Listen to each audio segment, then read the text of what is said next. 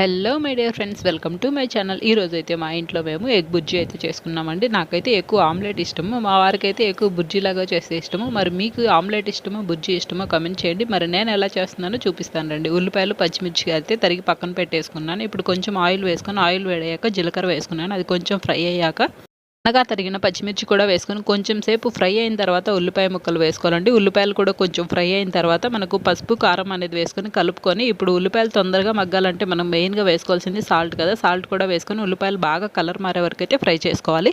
ఉల్లిపాయలు కట్ చేసుకున్నప్పుడు, ఏదైనా కూరగాయలు క్లీన్ చేసుకున్నప్పుడు మనకి ఈ విధంగా స్క్రాప్ అంతా వస్తుంది కదా, దేవుడికి తీసిన పూలు ఇవన్నిటిని మేము పైన మొక్కలకు అనేది వేసుకుంటాము. ఒక బుట్టలో వేసుకొని దానిపైన మట్టి వేసుకుంటూ వస్తాము. కంపోస్ట్గా తయారవుతుంది.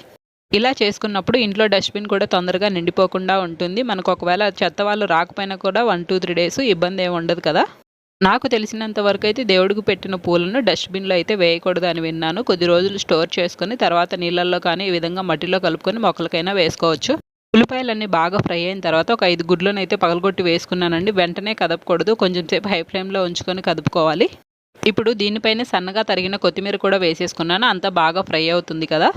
మరీ ఎక్కువగా కలిపేసుకుంటూ ఉంటే ఉక్కిరి అనేది చిన్న చిన్నగా అయిపోతుందండి. మేమంటే ఉక్కిరి అంటాము, కొందరు బుర్జీ అని కూడా అంటారు. ఎగ్ బుర్జీ అనేది రెడీ అయిపోయింది. మీకు నచ్చినట్లయితే లైక్ చేయండి.